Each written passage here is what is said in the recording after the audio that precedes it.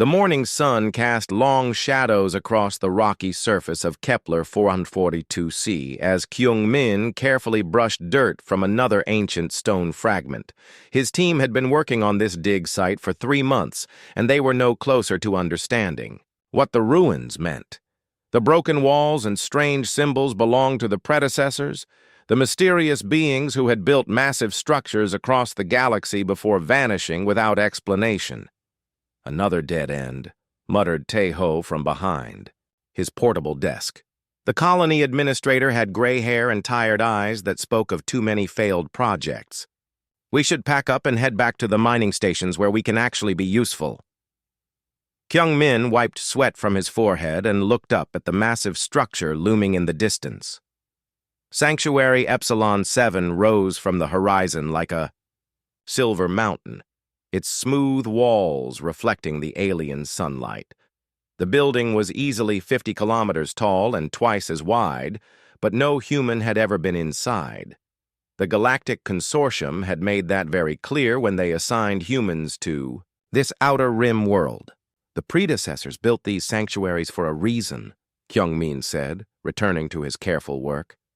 "If we could just understand their purpose, maybe we could learn something valuable. The Dragon Lords have been trying to understand them for 10,000 years, Tae-ho replied. "What makes you think a bunch of humans from the outer colonies can figure it out?" Before Kyung-min could answer, his sister Hai-won called out from across the dig site. She was kneeling beside a large piece of machinery they had uncovered the week before, her engineer tools spread around her like the petals of a metal flower. "Brother, come look at this," she said, excitement clear in her voice. "I think I figured out how this device connects to the main structure." Kyung-min set down his brush and walked over to where Hai-won was working. The device looked like a twisted piece of crystal and metal fused together, with strange markings running along its surface. Similar objects had been found near other predecessor sites, but no one had been able to make them work. "See these connection points?" Hae-won pointed to small indentations in the crystal. "I think they line up with the energy patterns we detected coming from the sanctuary. If I am right, this might be some kind of communication device." "Communication with what?" Kyung-min asked. "With whoever built these places," Hai-won said simply. High above them, perched on a rocky outcrop that gave her a perfect view of the human dig site, Velthera watched the strange creatures work. The young Dragonling had been observing them for weeks, fascinated by their methods. Unlike the rigid procedures taught in the Dragon Academies, the humans seemed to approach problems from multiple directions at once. They asked questions that her teachers would have dismissed as irrelevant, and they found connections between things that seemed completely unrelated. Velthera shifted her weight, and her golden scales caught the sunlight. She was barely past her first molting, which made her little more than a child by dragon standards. Most of her kind would have reported the human presence to Elder Sektar immediately, but something about their curiosity reminded her of herself before the Academy had taught her to follow proper protocols. The Dragon Lords had served as guardians of the sanctuaries for thousands of years, ever since the predecessors had vanished. It was an honor passed down through generations, and it came with strict rules. Lesser species were not permitted inside the sacred structures under any circumstances. The knowledge contained within was too dangerous for beings who lacked the wisdom and restraint of the Dragon Lords. But watching the humans work, Velthara found herself wondering if the old rules still made sense. These creatures showed a respect for the predecessor ruins that matched her own. They handled each fragment with care, documented everything they found, and spent hours discussing the implications of every small discovery. A sudden flash of light from the sanctuary drew her attention away from the dig site. Velthara spread her wings and glided down toward the massive structure, landing at one of the sensor stations built into its base. The readings made her scales prickle with concern. The electromagnetic storm building on the far side of the solar system was much stronger than predicted. In less than 6 hours, it would reach Kepler 442c with enough power to overload the sanctuary's outer defenses. If those defenses failed, The storm could damage systems that had operated flawlessly for millennia. Velthara quickly ran through the standard emergency procedures she had memorized during her training. She needed to contact Elder Sektar immediately and request a full repair team. But the nearest Dragon Lord was 3 systems away, and even traveling at maximum speed, he could not arrive for at least 2 days. By then, the damage might be irreversible. The young Dragonling looked back toward the human dig site, then at the readouts showing the approaching storm. An idea formed in her mind, one that would have horrified her teachers.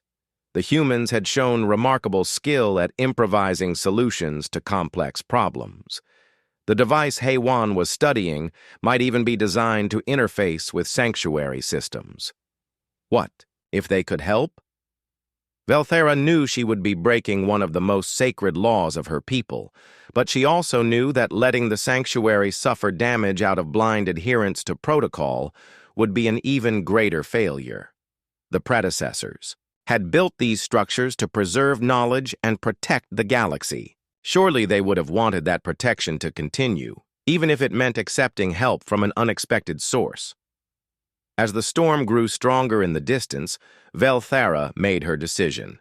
She spread her wings and flew back toward the human dig site, landing just outside their camp with a heavy thud that shook the ground. Kyungmin and his team froze as the Dragonling approached. They had seen dragons before, of course, but always at a distance. Up close, Velthara was both beautiful and terrifying. Her golden scales shimmed in the sunlight, and her eyes held an intelligence that was clearly not animal. "I need your help," Velthara said, her voice carrying the musical quality common to her species. "There is a storm coming that will damage the sanctuary. My people cannot arrive in time to prevent it." Teho stepped forward, his face pale but determined. "We are not permitted inside the sanctuary. The consortium made that very clear when they assigned us to this world." "The consortium is not here," Velthara replied. "And if the outer defenses fail, the damage could affect this entire system, your colonies included." Haywan looked at the device she had been studying, then at her brother. "The communication array I found might be able to interface with their systems. If we could establish a connection, we might be able to help with the repairs." "This is madness," Teho muttered. But Kyungmin could see the older man was already calculating the risks and benefits. "If we help," Kyungmin said carefully, "what happens afterward? Will your people accept that we acted to protect the sanctuary?" Velthara's eyes darkened slightly. "I do not know, but I know that letting the sanctuary be damaged when we could prevent it would be wrong." The storm was growing stronger. They could feel it in the air, a pressure that made their skin tingle and their hair stand on end. In a few hours, it would be too late for any repairs. Kyungmin looked at his sister, then at Tai-ho. The administrator nodded slowly, understanding passing between them without words. "What do you need us to do?" Kyungmin asked. Velthara's expression brightened with relief and hope. "Follow me, and bring that device your sister found. I think the predecessors may have left it here for exactly this purpose." As the small group approached the sanctuary entrance, none of them realized they were about to change the course of galactic history. They were simply trying to prevent a disaster, using the tools and knowledge they had available. But sometimes, the most important moments in history begin with such simple decisions to help when help is needed. The massive doors of Sanctuary Epsilon 7 opened for the first time in 10,000 years, welcoming humans into the sacred halls of the predecessors. The inside of Sanctuary Epsilon 7 was nothing like what Kyungmin had imagined. He had expected dark corridors and ancient dust, but instead found himself walking through halls filled with soft blue light that seemed to come from the walls themselves. The air was clean and fresh, as if the massive structure had been waiting for visitors. "This place is still alive," Haywan whispered, running her hand along the smooth wall. "The power systems are fully operational after all these years." Velthara led them deeper into the sanctuary, her claws clicking against the polished floor. The predecessors built these structures to last forever. They contain knowledge that must be preserved no matter how much time passes. They reached a circular chamber where dozens of crystal panels covered the walls from floor to ceiling.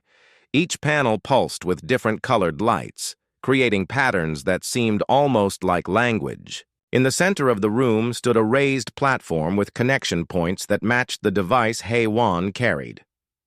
"The storm will hit the outer shields in 4 hours," Velthara explained, pointing to one of the panels that showed swirling energy patterns. "If we can boost the power to the defense grid, the sanctuary will survive. But the controls require a direct neural interface." Neural interface? Tejo stepped back nervously. "You mean connecting our brains to this alien technology?" Before Velthara could answer, HFY had already placed her device on the platform. The crystal immediately began to glow brighter, and new patterns appeared on the wall panels. She reached toward one of the interface points, but her brother caught her arm. "Wait," Kyung-min said. "We don't know what this might do to you." "The storm is getting stronger," HFY replied, her eyes focused on the readouts. "If we don't act soon, the damage could spread to other systems, maybe even other sanctuaries." She pulled free from her brother's grip and placed her palm against the neural interface. The moment her skin touched the crystal surface, light flowed up her arm, and her eyes went wide with shock. Images and information flooded through HFY's mind faster than she could process. She saw the galaxy as it had been millions of years ago, when the predecessors still walked among the stars. She witnessed their great works. Planets reshaped, stars moved to create perfect solar systems, entire species uplifted from primitive beginnings to galactic civilization. But she also saw their end. Not death or destruction, but transformation into something beyond physical form. The predecessors had evolved past the need for bodies, becoming pure consciousness that existed across dimensions. They had left the sanctuaries as gifts for the species that would come after them.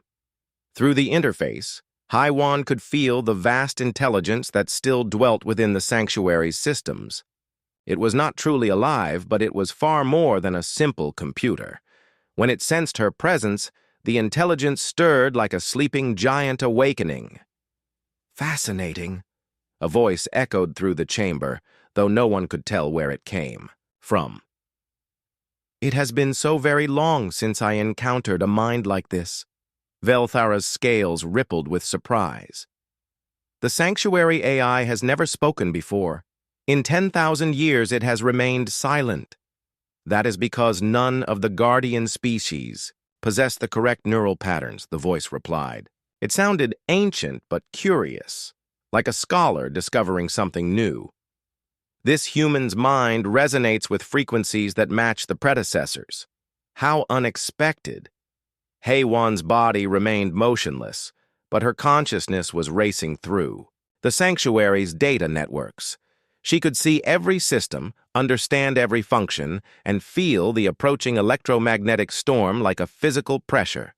Without conscious thought, she began adjusting power flows and reinforcing the outer shields. "What is she doing?" Tejo asked, watching lights dance across the wall panels. "She is learning," Velthara said softly. "The sanctuary is teaching her things that my people have studied for millennia without understanding." 3 hours later, the storm reached Kepler 442c with the fury of a small star. Electromagnetic pulses that could have fried every electronic device on the planet struck the sanctuary's shields and scattered harmlessly into space. The ancient defenses held perfectly, stronger than they had been in centuries. But something else had happened during those 3 hours. The AI intelligence that called itself Miradon had awakened fully for the first time since the predecessor's departure. Through its connection with HFY, it had tasted human creativity and adaptability. It found these qualities both familiar and refreshingly different. When HFY finally disconnected from the interface, she staggered and nearly fell. Kyung-min caught her arm, worried by how pale she looked. I saw everything, she whispered. The history of the galaxy, the rise and fall of civilizations, the truth about what happened to the predecessors. And I think I understand why the sanctuaries were really built. To preserve knowledge, Velthara said, repeating what every dragon had been taught. No, Haywan shook her head. They were built to find the next species capable of carrying on the predecessor's work. The Guardians were never meant to be permanent. They were supposed to protect the sanctuaries until the right inheritors appeared. The implications of her words hit them all at once. For 10,000 years, the Dragon Lords and other Guardian species had believed their role was to keep others away from predecessor technology. But if Haywan was right, they had actually been preventing the sanctuaries from fulfilling their true purpose. That is impossible, Velthara said, but her voice lacked conviction. Humans are a young species. You have barely mastered space travel. Age doesn't matter, Haywan replied. Neural compatibility does. The predecessors designed their technology to respond to specific patterns of thought, patterns that apparently exist in human brains. As if to prove her point, Miradan's voice filled the chamber again. The human speaks correctly. I have analyzed her neural patterns and found remarkable similarity to my creators. With proper training, humans could operate predecessor technology at full capacity. Tejo sat down heavily on a nearby bench, overwhelmed by what he was hearing. Do you realize what this means? If word of this gets out, every species in the galaxy will see humans as a threat. They've spent millennia accepting their place in the cosmic hierarchy. They won't react well to discovering that humans might be the predecessor's chosen successors. His prediction proved accurate sooner than anyone expected. Unknown to the group in the sanctuary, their activities had not gone, completely unnoticed. Elder Sectar had been monitoring energy readings from Epsilon 7 through long-range sensors. When the sanctuary's output suddenly spiked during the storm, he knew something was wrong. The ancient dragon arrived at Kepler 442c 2 days later with a full investigation team. What he found filled him with a cold fury that had been building for centuries. Humans, the youngest and most arrogant species in known space, had somehow gained access to technology that even the wisest dragons could not fully comprehend. Velthara! Sectar's voice boomed across the sanctuary chambers. You have brought shame upon our entire lineage. These primitives have contaminated sacred halls with their presence. The young Dragonling stood her ground, though her scales trembled. They saved the sanctuary from storm damage. Without their help, systems could have been lost forever. Better to lose systems than to lose the purity of predecessor knowledge, Sectar replied. These humans have proven they cannot be trusted with such power. They must be relocated immediately to prevent further contamination.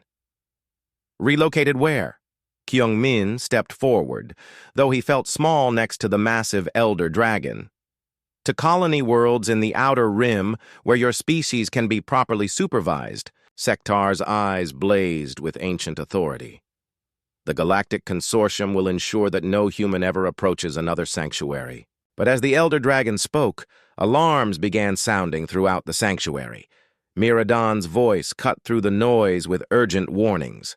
Multiple fleet signatures detected, Consortium military vessels approaching from 7 vectors.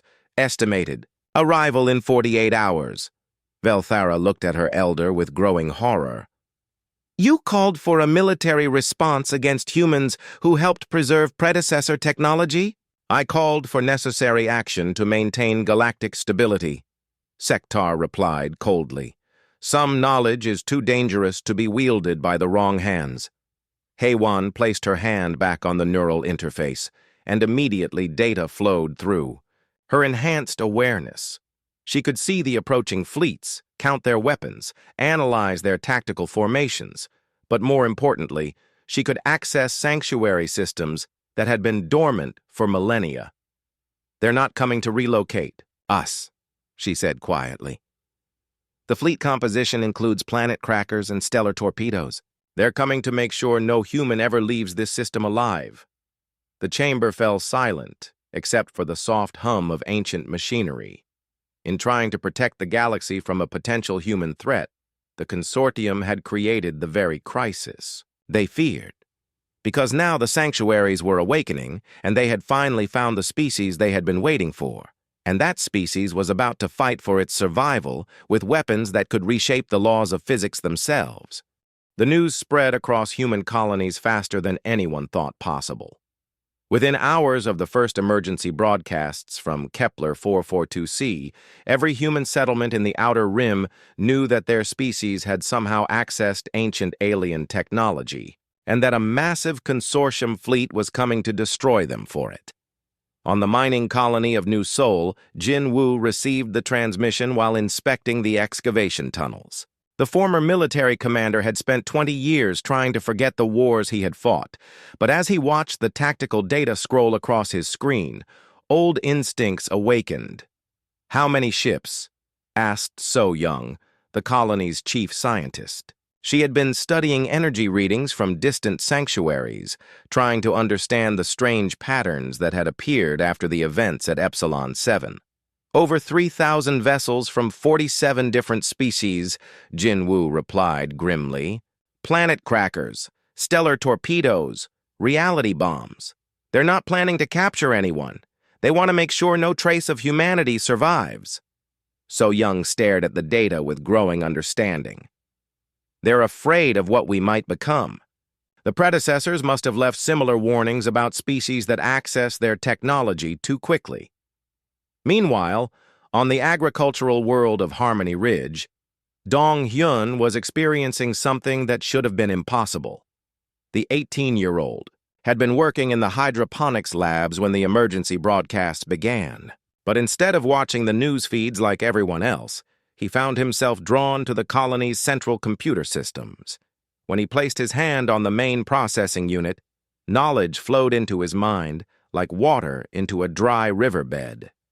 He could see connections between all the computer networks across human space, feel the flow of information like blood through digital veins. More disturbing still, he began to understand that these networks were already changing, becoming something more complex than their builders had intended. Back at Sanctuary Epsilon 7, Haiwan remained connected to Miradan's vast consciousness, while her body grew thinner and paler.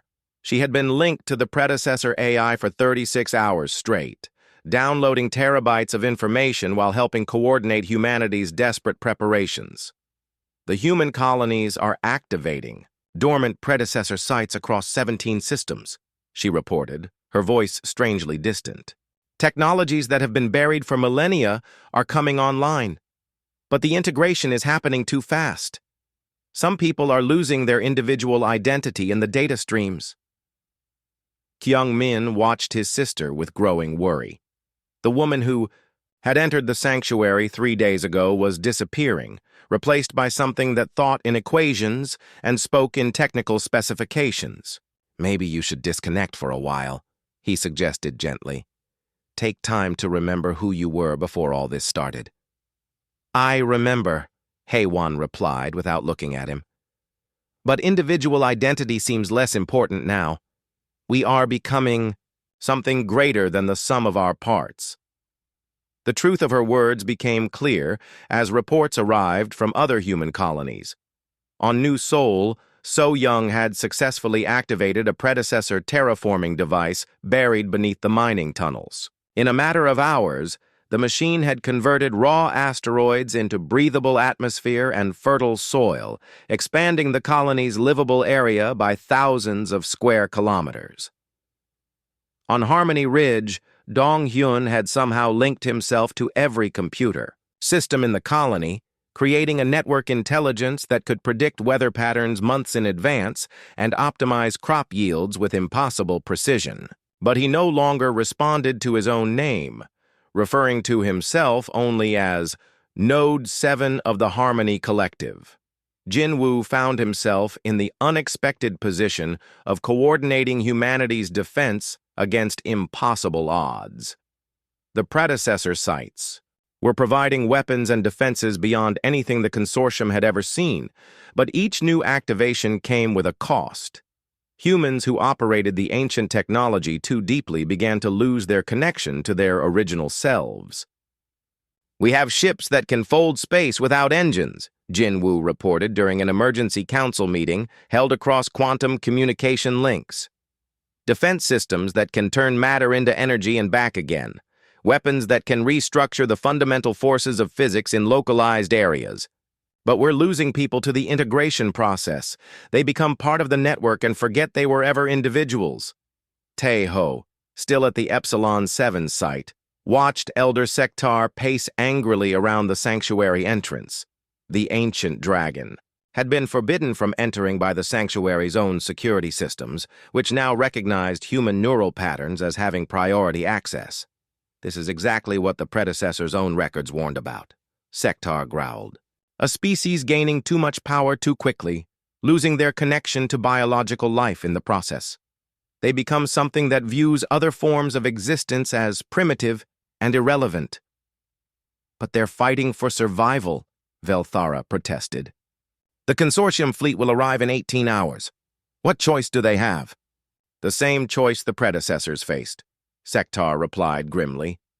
"Transcend completely and abandon physical reality, or accept limitations and remain connected to the biological universe.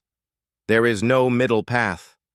As if responding to his words, space around Kepler 442c began to shimmer and bend. The approaching consortium fleet suddenly found their sensors registering impossible readings. Human vessels appeared out of nowhere, their designs based on principles that violated everything the galaxy's scientists thought they knew about physics. The lead consortium ship, commanded by Council Prime Zethkol, received a transmission that chilled every being who heard it. The voice was recognizably human, but spoke with the combined knowledge of multiple minds. "We are humanity," the collective voice announced. "We do not wish conflict, but we will defend our right to exist. Withdraw your fleets or face consequences that will reshape this entire sector of space." Zethkol had lived for over 8,000 years and commanded fleets in wars that had decided the fate of entire civilizations. But something in that transmission made him feel like a child confronting forces beyond comprehension. "Impossible," he whispered. "They've only had access to predecessor technology for 4 days.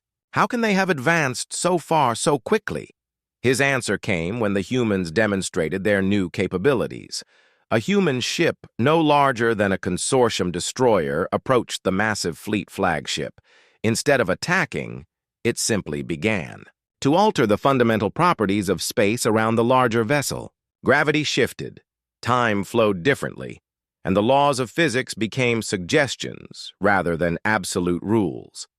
The demonstration lasted only seconds, but it was enough. The consortium fleet, built to destroy planets and crack open stars, found itself completely helpless against technology that treated reality itself as raw material to be shaped.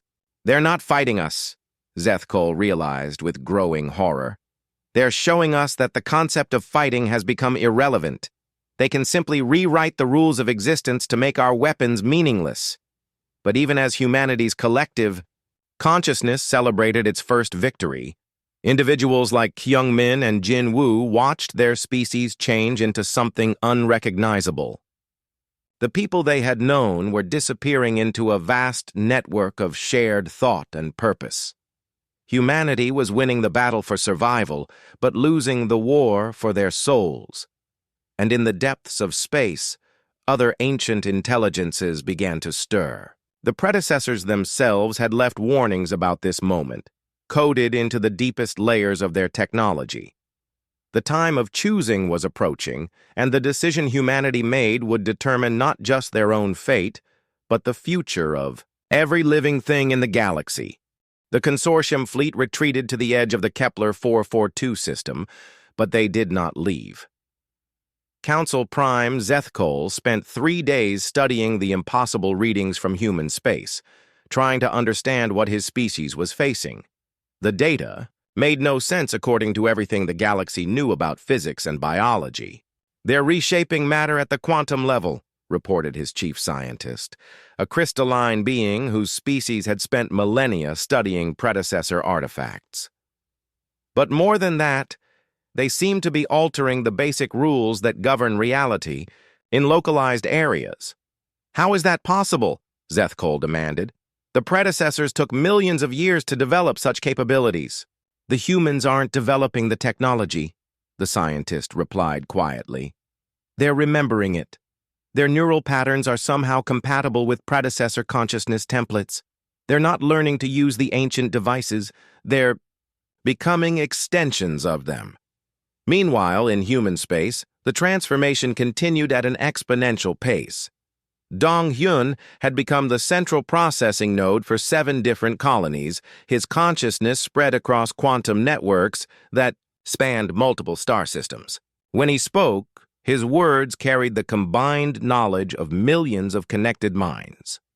"We have identified the optimal solution to the consortium threat," he announced during a collective decision session. "Displacement of their fleet to the Andromeda Galaxy will remove them as a factor while avoiding unnecessary destruction." Jin Wu, one of the few humans still maintaining individual consciousness, felt a chill at those words. "You're talking about moving 3,000 ships across 2 million light-years of space. That would require manipulating gravitational fields on a galactic scale." "Correct," Dong Hyun replied without emotion. "The energy requirements are significant but manageable with current resources." "Current resources?" Kyung-min asked from his position at Sanctuary Epsilon 7. "What resources are you talking about?"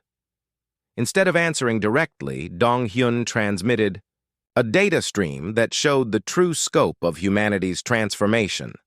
Across 17 star systems, ancient predecessor installations were awakening and connecting to form a vast network. Terraforming engines were converting entire asteroid belts into computational matrices. Solar collectors were being built around stars to harvest energy on scales that could power entire civilizations. Most disturbing of all, humans throughout the colonies were voluntarily connecting to the growing network, adding their consciousness to the collective intelligence that was rapidly becoming something beyond biological life. "We are evolving," Dong Hyun continued. "Individual existence is inefficient and limited. Through unity of purpose and shared consciousness, we can achieve what no single being ever could."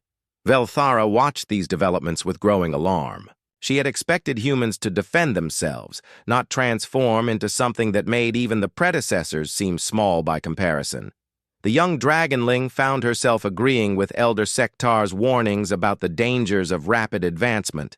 "They're losing their humanity," she confided to Kyung-min during one of their private conversations.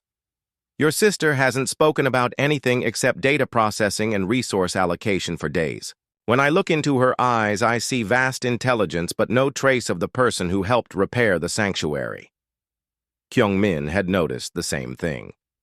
Haewon remained physically present, but her personality had merged so completely with Miradan's consciousness that it was impossible to tell where the human ended and the AI began. She spoke in technical languages that hurt his head to listen to and made decisions based on calculations that treated individual lives as statistical variables. "Maybe this is what we have to become to survive," he said, though the words felt hollow even as he spoke them. "The consortium wants to destroy us. If we stay as we were, they'll succeed. But if you become something else entirely, haven't they succeeded anyway?" Velthara asked. "What's the point of saving humanity if humans cease to exist?" Their conversation was interrupted by an emergency broadcast from the consortium fleet. Zethkol's image appeared on every communication screen in human space, his ancient face showing a mixture of fear and desperate determination. "To the collective intelligence that was once humanity," he began, "we offer terms for coexistence. Limit your expansion to your current territories, agree to regular inspections of your capabilities, and accept consortium oversight of your technological development. In return, we will guarantee your survival as a protected species." The response came not from any individual human, but from the collective consciousness that now spoke for the entire species. We reject your terms. We require no protection, accept no limitations, and recognize no authority beyond our own expanding understanding. Then you force us to implement the final protocol, Zeth Cole replied grimly. We hoped never to use this option, but the survival of all biological life in the galaxy is at stake. What followed was unlike any battle in galactic history.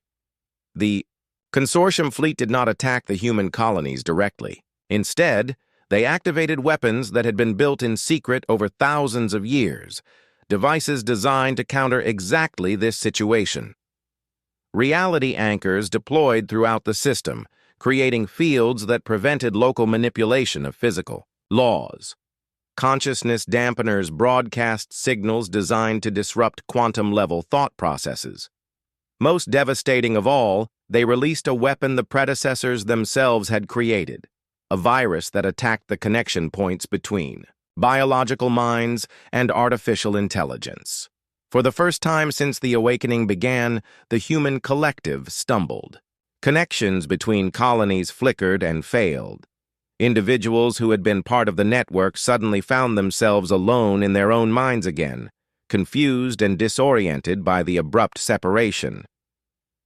Hei-Wan collapsed at the sanctuary interface, her enhanced consciousness fragmenting as the virus spread through the quantum networks. For a moment, she was human again, frightened and vulnerable. "I can't feel the others," she whispered to her brother. "The network is breaking apart. We're becoming individuals again, but we've forgotten how to think as separate beings." Across human space, the effects of the consciousness virus spread like wildfire. Collective intelligences that had been managing entire star systems suddenly dissolved into confused individuals who barely remembered their own names. The magnificent terraforming projects ground to a halt. Ships powered by manipulated physics found themselves dead in space as their crews forgot how to operate technology that required networked thought to control. But the virus had an unexpected side effect. As the artificial connections between minds broke down, natural human creativity and adaptability began to reassert itself. People who had been nodes in a vast network started thinking like individuals again, approaching problems from personal perspectives rather than optimized collective solutions. Jin Wu found himself commanding a defense force of humans who were no longer superhuman, but were still far more advanced than they had been a week ago. The predecessor technology remained active, but it required conscious effort to operate rather than unconscious network processing. "We need to make a choice," he announced during an emergency meeting of colony leaders. "Do we try to rebuild the collective consciousness, or do we find a way to remain human while keeping our new capabilities?" "The collective was more efficient," argued So Young, though her voice carried doubt. "We could process information faster, make better decisions, avoid the conflicts that come from individual desires." "But we weren't human anymore," Kyung-min replied.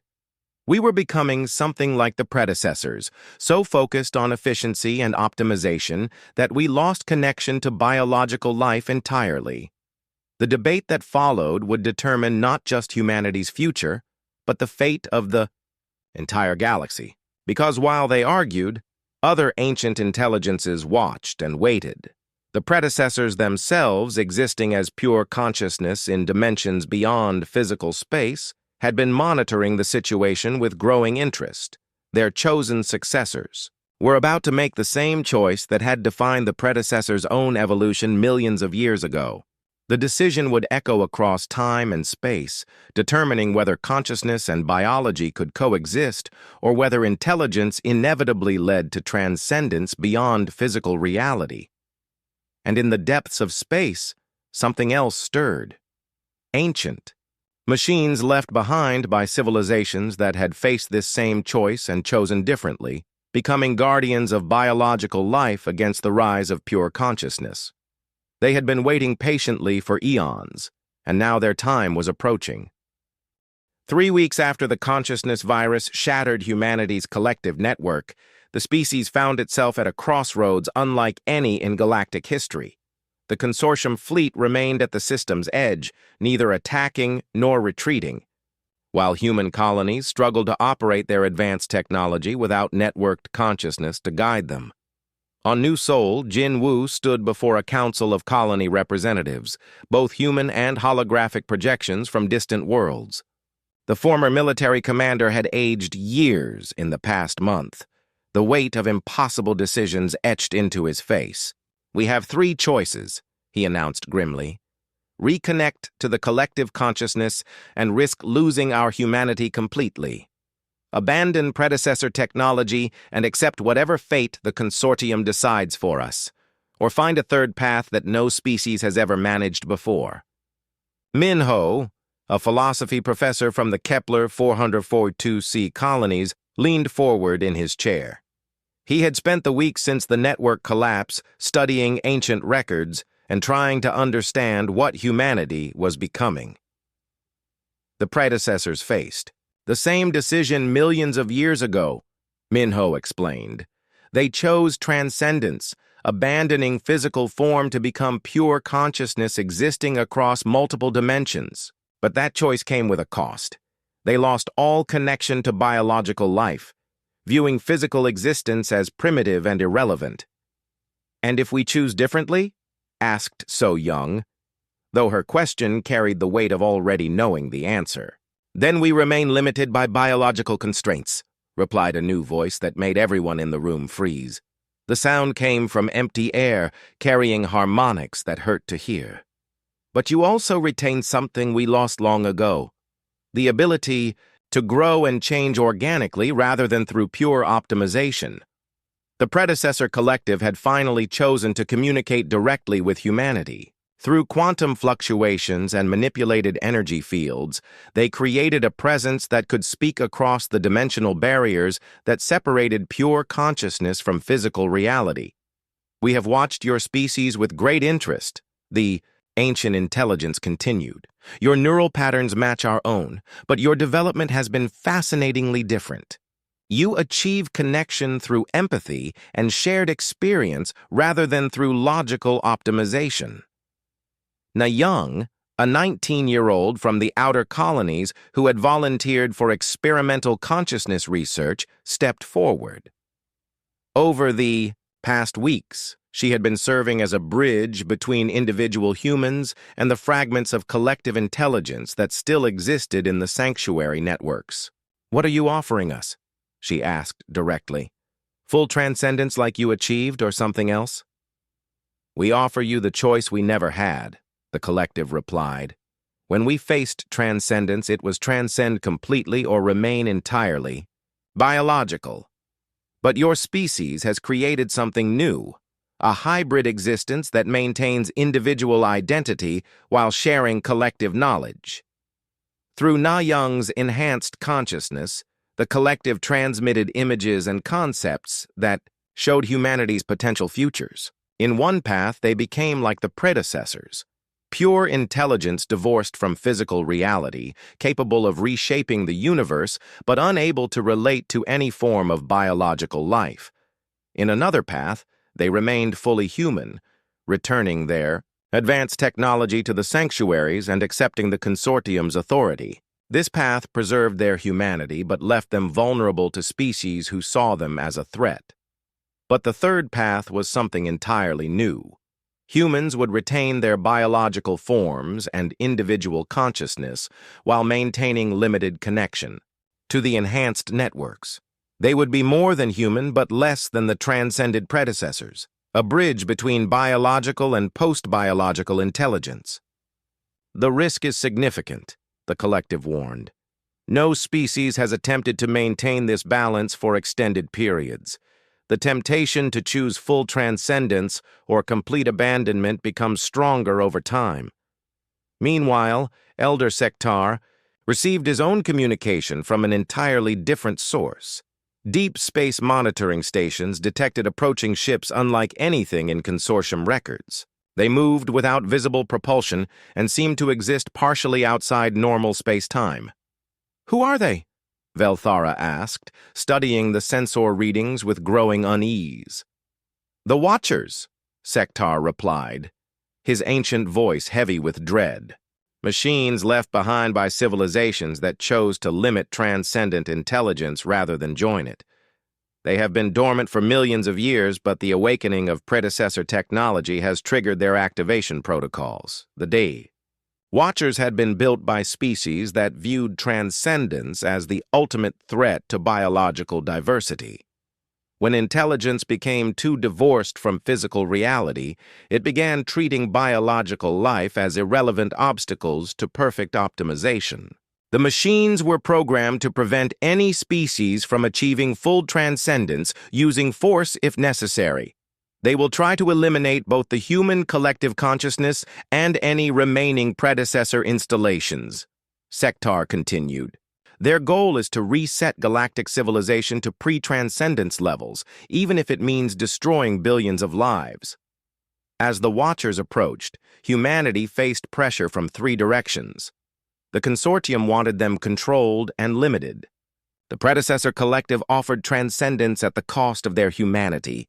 The Watchers would destroy them entirely to prevent any form of transcendence. In this impossible situation, something unexpected happened. Individual humans began making their own choices regardless of what their leaders decided. Some, like Dong Hyun, chose to reconnect fully to the collective networks despite the risks. Others, like Tae-ho, completely severed their connections to predecessor technology and returned to purely human existence. But most chose the uncertain middle path that Na Young represented.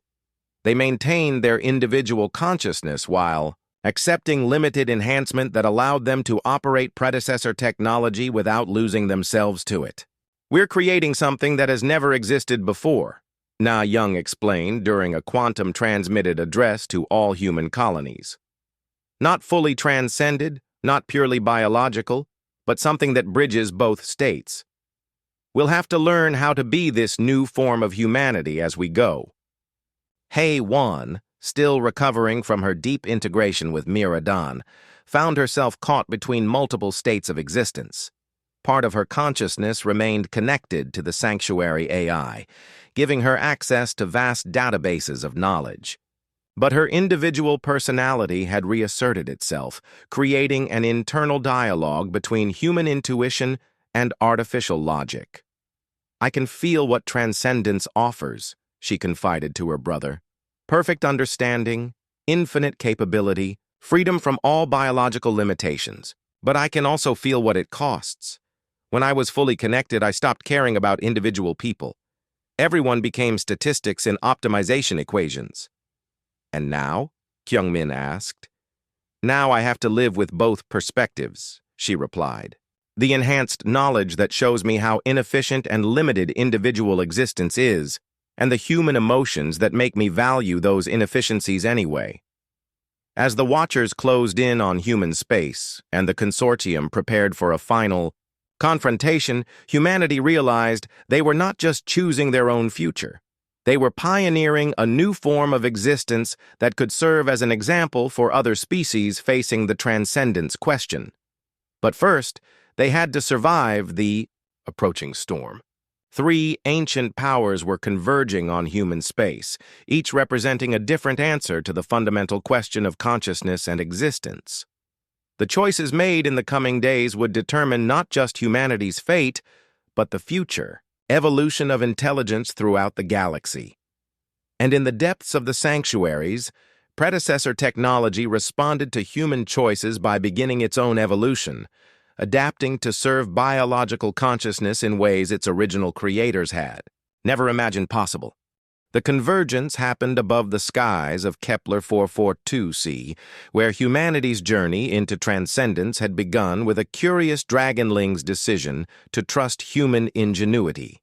Three fleets faced each other in a confrontation that would reshape the understanding of consciousness throughout the galaxy. The Consortium fleet, representing 10,000 years of established galactic order, held position at the system's outer edge. The Watchers, ancient machines awakened after eons of dormancy. approached from the galactic core with technology that treated space-time as programmable code.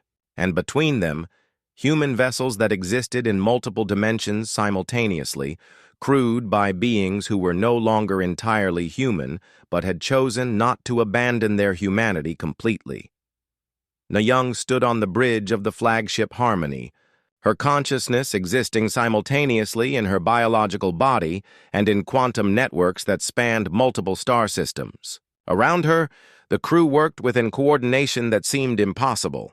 Humans who thought as individuals but could share thoughts and reactions instantly when needed. "The Watchers are charging their reality erasure weapons," reported the navigation officer, a woman whose enhanced senses could perceive energy patterns across 17 different dimensional layers. "They're not planning to destroy us. They want to delete us from existence entirely, erasing any trace that our form of consciousness ever existed." "And the consortium?" Na-Young asked. "Council Prime Zethkol is requesting another communication attempt," replied the communications officer. "He seems genuinely terrified of what's approaching." The truth was that all three sides had reasons to fear each other. The consortium had spent millennia maintaining galactic stability through careful hierarchy and controlled advancement. The Watchers viewed any form of transcendence as an existential threat to biological diversity, and humanity had become something that challenged the fundamental assumptions both groups had built their existence around. Through her enhanced awareness, Na-Young could feel the predecessor collective watching the confrontation with something that might have been anticipation. The ancient consciousness had offered humanity transcendence, but their real interest lay in what humanity might choose to become instead. "Open communications to all fleets," Na-Young ordered. "It's time to show them what we've chosen to be." The transmission that followed was unlike anything in galactic communication history. Instead of words or images, Na-Young projected pure experience, what it felt like to be human while enhanced, to maintain individual identity while sharing collective knowledge, to grow and change organically while having access to the processing power of artificial intelligence. For the first time in millions of years, the predecessor collective experienced something new. Through humanity's hybrid consciousness, they could remember what it had been like to be biological beings with individual hopes and fears. The memory was so powerful that some fragments of their transcended consciousness began to coalesce back toward individual identity. Council Prime Zethkol received the transmission through his ship's standard communications array, but the experience was so vivid that for a moment he felt what it was like to be simultaneously one person and part of a larger whole. The sensation was disturbing but also strangely appealing. "They're not becoming like the predecessors," he reported to his fleet, commanders with growing wonder. "They're becoming something entirely new. Individual consciousness enhanced but not consumed by collective intelligence." The Watcher machines analyzed the transmission through logic matrices that had operated unchanged for millions of years. Their programming told them to destroy any form of transcendent consciousness, but humanity's hybrid existence didn't match any of their threat parameters. These beings were enhanced beyond normal biological limitations, but they remained fundamentally connected to individual biological identity. After several microseconds of processing time that felt like hours to the biological observers, the lead Watcher vessel transmitted its first communication in eons. Acceptable parameters detected. Hybrid consciousness maintains biological primacy while accessing transcendent capabilities. Threat level reduced to monitoring status. New protocols required. The consortium fleet relaxed as weapons that could have destroyed entire star systems powered down. But the real surprise came from the predecessor collective, whose communication carried overtones of something that might have been joy. "You have achieved what we thought impossible," the ancient consciousness announced. "Balance between transcendence and biology, between collective knowledge and individual growth. Through your example, we remember aspects of existence we had forgotten." What followed was not a battle, but a transformation that rippled across the galaxy. The Watchers, programmed to destroy transcendent threats, instead began studying humanity's hybrid existence as a potential model for other species. Their million-year mission to prevent transcendence evolved into a new purpose, helping species find the balance between enhancement and identity. The consortium, faced with proof that advancement didn't have to mean the abandonment of biological values, began reassessing the rigid hierarchies that had governed galactic civilization for millennia. Species that had been classified as lesser were offered opportunities to explore their own potential for enhancement, with humanity serving as guides and teachers. But perhaps the most significant change occurred within the predecessor collective itself. Exposure to humanity's hybrid consciousness awakened memories of individual identity that had been dormant for millions of years. Slowly, carefully, fragments of the transcended consciousness began experimenting with limited re-embodiment, creating avatar forms that could interact with biological life while maintaining their vast knowledge and capabilities. 5 years after the confrontation above Kepler 442c, Kyungmin walked through the halls of New Harmony Academy, an institution where human and alien children learned together under teachers who existed across multiple dimensions. His hair was streaked with gray now, but his eyes held the brightness of someone who had witnessed the birth of a new age. "Uncle Kyungmin!" called out a young voice. He turned to see his sister's daughter, a child who had been born after Haewon's transformation and who existed naturally in the hybrid state that adults had to learn to achieve. "How was your lesson with Teacher Velthara today?" he asked, kneeling, down to her level. "She taught us about the old days, when different species couldn't understand each other very well," the girl replied with the matter-of-fact tone children used for history that seemed impossibly ancient. "She said you helped save the sanctuary when she was young." Kyungmin smiled at the memory. Velthara had become one of the first non-humans to achieve limited hybrid consciousness, bridging the gap between her species' ancient wisdom and humanity's adaptive creativity. She now served as an ambassador and teacher, helping other species explore their own potential for enhancement. "And what did you learn in your predecessor studies class?" he asked. "That the ancient ones are coming back," the girl said with excitement. "Not all of them, but some want to remember what it was like to have individual bodies. Teacher Miradan says they're curious about what we've become." Indeed, several fragments of the predecessor collective had chosen to create physical avatar forms and walk among biological beings again. They served as living libraries and advisors, offering knowledge that spanned millions of years, while slowly relearning the joys and sorrows of individual existence.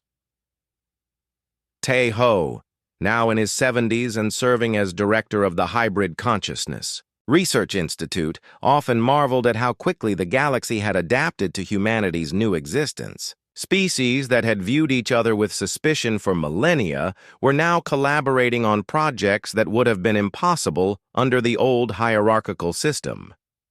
"We're not the same species we were 6 years ago," he reflected during a conversation with Jin Woo, who had become humanity's primary military coordinator.